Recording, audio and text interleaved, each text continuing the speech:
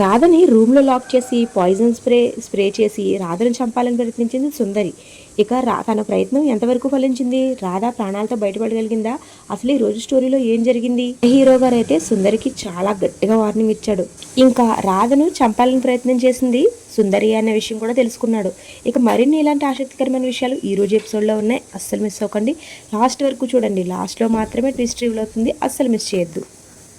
ఇలానే డైలీ టీవీలో కంటే ముందుగానే ఈ సీరియల్లో ఏం జరుగుతుందో తెలుసుకోవాలనుకుంటే మన ఛానల్ సబ్స్క్రైబ్ చేసుకోండి. ఈ వీడియోకి ఒక లైక్ చేయండి. ఇక ఈ రోజు స్టోరీలోకి వెళ్ళిపోయి భార్య అంటున్నావు. రాధాని అసలు భార్య కాదు కదా, అగ్రిమెంట్ మ్యారేజ్ చేసుకున్నారు కదా బావా, మీరిద్దరూ నన్ను నిలదీస్తుంది. దానికి మన హీరో గారు కూడా చాలా గట్టిగా సమాధానం చెప్తారు. మేమిద్దరం అగ్రిమెంట్ పెళ్లి చేసుకున్న రాధ నా భార్యలా నటిస్తుంది కాబట్టి రాధ నా భార్య అవుతుంది.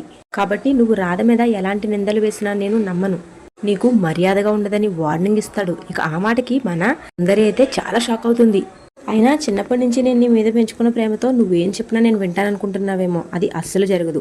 నీ హద్దుల్లో నువ్వు ఉండడం మంచిదని మన సుందరికి చాలా పెద్ద వార్నింగ్ ఇస్తాడు. ఇక్కడ అర్థమైపోతుంది కదా, మన హీరో గారు కూడా మన హీరోయిన్ రాధతో ప్రేమలో ఉన్నాడని. తన గురించి నెగిటివ్గా ఎవరు చెప్పినా, చివరికి తన మరదలు చెప్పినా సరే రాధ గురించి నెగిటివ్గా మాత్రం ఆలోచించట్లేదు. పైగా చాలా సీరియస్ అయ్యాడు. ఇక్కడే అర్థమవుతుంది మన హీరో గారు కూడా మన హీరోయిన్ని ప్రేమిస్తున్నాడని. సరే చూద్దాం ఇంకెన్ని రోజులు పడుతుందో మన హీరో గారు మనసులో ప్రేమ ఆయనకి తెలియడానికి. ఇక ఈ మాటలన్నీ విని సుందరి అయితే అమ్మో ఏంటి వీడు ఇలా మాట్లాడుతున్నాడు, రాధకి చాలా కనెక్ట్ అయిపోయాడు. వీరైనంత తొందరలో వీళ్ళిద్దరిని విడగొట్టేయాలి అని అనుకుంటుంది మనసులో.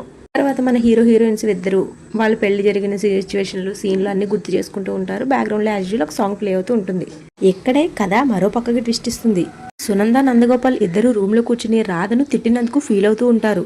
మనం తొందరపడి రాధని మాట అనుకున్నా ఉండవలసింది. రాధ ఇప్పటి వరకు ఎప్పుడు తప్పు చేయలేదు. అలాంటి రాధ చిట్టి గురించి ఇలా మాట్లాడిందంటే ఏదో ఒక విషయం ఖచ్చితంగా ఉండుంటుందని వీళ్ళకి కూడా అనుమానం వస్తుంది. ఇక సునంద నందగోపాల్ అయితే ఒక మాటకు వచ్చేస్తారు. రాధ వైపు ఖచ్చితంగా తప్పు ఉండదు, ఖచ్చితంగా చిట్టి వైపు ఏదో తప్పు ఉంది. చిట్టి ఈ మధ్య వచ్చింది కాబట్టి తనని మనం కూడా ఒకసారి అబ్జర్వ్ చేయాలి. రాధ నుంచి చిట్టి దగ్గర విషయాలన్నీ మనం తెలుసుకోవాలి అనుకుంటారు. ఇలా వీళ్ళిద్దరూ ఒక నిర్ణయానికి వస్తారు. ఇక మరొక పక్క చిట్టి ఫోన్ మాట్లాడుకుంటూ వెళ్తూ ఉంటుంది. తన వెనక రాధ ఫాలో అవుతుంది. తను రాధని కావాలనే మాట్లాడుతూ వెళ్తుంది. రాధ తనని ఫాలో కావాలనే చూస్తుంది.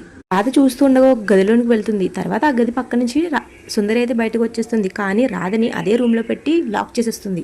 తర్వాత రాధని రూమ్ లో లాక్ చేసిన తర్వాత సుందరి ఇలా అనుకుంటుంది, నేను ఇన్ని కోట్ల ఆస్తిని విక్రమ్ కృష్ణని వదిలేస్తానని ఎలా అనుకున్నావు రాధ నువ్వు అని.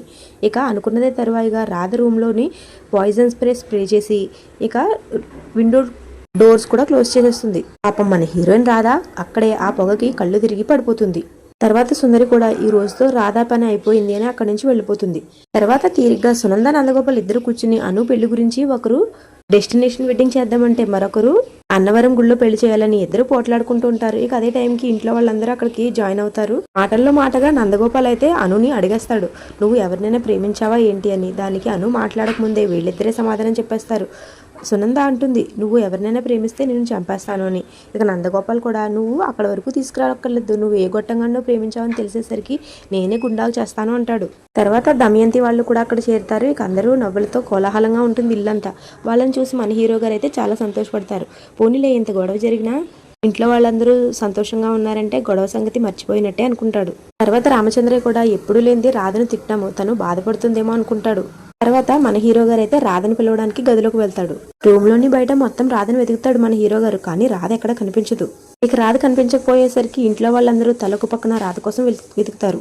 తర్వాత ప్రియాకి ఇంకా దమయంతికి అనుమానం వస్తుంది, మన ఇద్దరం ఏం చేయలేదు అంటే సుందరియే రాధని ఏదో చేసి ఉంటుంది, మనం సుందరిని అడుగుదామని అక్కడి నుంచి వెళ్తారు. తర్వాత వీళ్ళందరూ కంగారు పడుతూ ఉంటే ఏమీ ఎరగలేనట్టుగా అక్కడికి వస్తుంది సుందరి. ఏమైంది అని అడుగుతుంది. రాధ కనిపించట్లేదని చెప్తాడు రామచంద్రయ్య.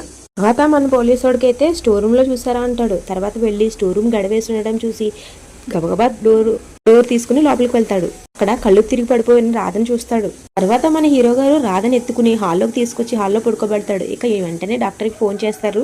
తర్వాత దమయంతి అందరిని లాక్కుని తీసుకువెళ్ళి ఏం చేస్తున్నావు, నువ్వు ఏం చేసావు రాధని అడుగుతుంది. సుందరి కూడా చాలా తెలుగుగా సమాధానం చెప్తుంది, నేను రాధలాగా అష్ట కష్టాలు పెట్టట్లేదు, డైరెక్ట్గా దేవుడి దగ్గరికే పంపించేస్తున్నాను అని చెప్తుంది. ఆ మాటకి అయితే ఇక దమయంతికి మాటలు రావు.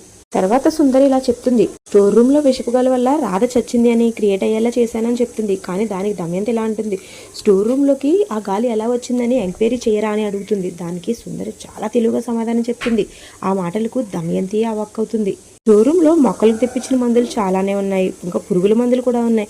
అవన్నీ కలిసి పాయిజన్ లా స్ప్రెడ్ అయ్యి అది దాని నుంచి వచ్చిన గాలి పీల్చడం వల్ల రాధ చచ్చింది అని అనుకుంటారని చాలా తేలిగ్గా చెప్పేస్తుంది. ఈ మాటలకి దమయంతి అయితే ఇక షాక్ అయిపోతుంది. సుందరిని తర్వాత దమయంతి ఇలా అడుగుతుంది, ఒకవేళ దాని నుంచి రాధ తప్పించుకుంటే అప్పుడు పరిస్థితి ఏంటి అని. అంత లేదులే మేడం, నేను ఆల్రెడీ దాన్ని పైకి పంపించేశాను. ఇప్పుడు డాక్టర్ వచ్చి రాధ చచ్చిందని కన్ఫర్మ్ చేస్తాడు, చూస్తూ ఉండండి అని చాలా కాన్ఫిడెంట్గా ఉంటుంది.